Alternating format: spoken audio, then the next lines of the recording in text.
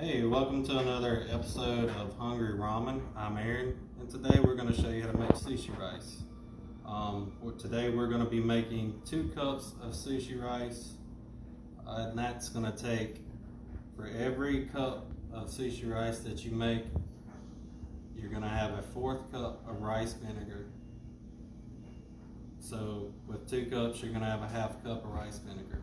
Alright, today our table of contents that we're going to be using is going to be, you're going to have regular rice vinegar, but you can get this pretty much anywhere, really.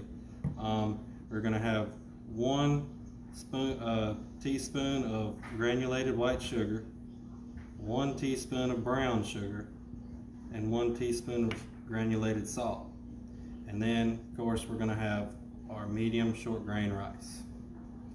Okay, you want to make sure with your medium short grain rice before ahead time of cooking that you rinse thoroughly before you cook it, because you want to get the most starch off of the outside of it before you actually cook it, so that way once you get done with your finished product it doesn't look like just a big glob of nothing. So alright, let's do it. Okay, so I've washed my medium short grain rice. I've added it to my rice cooker pan. If you don't have a rice cooker, you don't really need a very expensive one. I bought this at the dollar store for like $10. It works great. So I have 2 cups of sushi rice here. I'm going to add exactly the same amount of water that you add in cups of rice. So if you have 2 cups of rice, you add 2 cups of water. No less, no more, because that makes sure that everything sticks together. Alright, let's do it.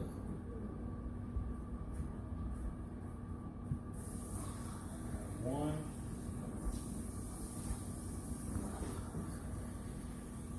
And 2. Alright, now we're going to turn on our rice cooker and come back in about 15 minutes. That should be done. Now while we're at it, we're going to go ahead and add our contents to our rice vinegar. We have our teaspoon of granulated white sugar. We're going to add it to our rice vinegar. We have our teaspoon of brown sugar. We're going to go ahead and add that. That gives it a good color. If you go to any Japanese sushi bar, you'll see that their rice vinegar they use has got a slight tint of brown to it. And then we're going to add our teaspoon of salt. Okay. We're just going to stir that up till it's all dissolved. And we'll come back to you in about 15 minutes. Okay, it's been 15 minutes and our sushi rice has been finished. We're going to take it out of the rice cooker now. And it is hot. Make sure you use a glove here to scoop it out with.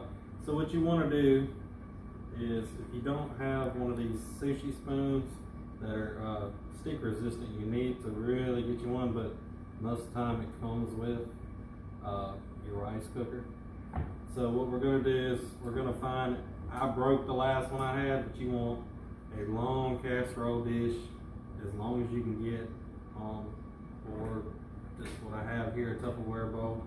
What you're going to do is you're going to take it and you're going to scoop it out. But when you're going to go and you're scooping it out, you're not mashing the rice. You're coming at it as like a cutting angle.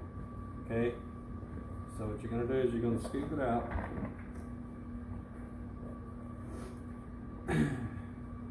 Okay.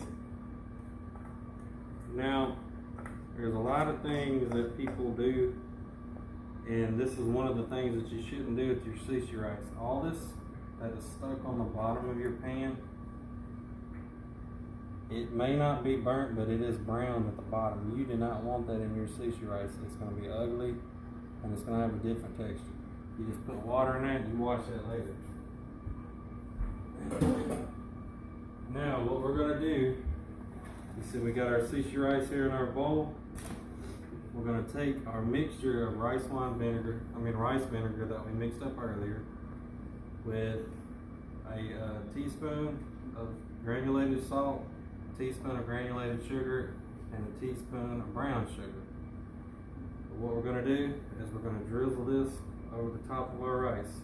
It's going to look at first like it's too wet, and it's going to look like it's not going to soak it all up.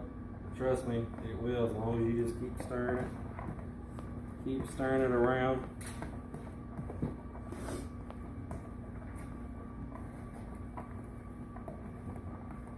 Now again, when I'm cooling this rice off, I'm coming at it at an angle like this. I'm not mashing the rice down, I'm coming at it as an angle.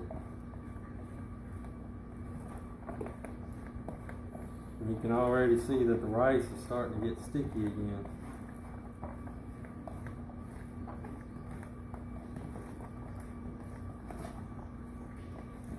And now you will smooth this back out in your cutting motion after you've gotten it all mixed up together. And you will wait with a cool damp rag over the top of this sushi rice. And you can even put it right on top of it until at least it gets room temperature. You don't eat cold rice, and we don't eat cold fish on sushi. And this is how you make sushi rice when it's room temperature, or you can say skin temperature. That is when it's ready to serve. Thank you for watching another episode of Hungry Ramen.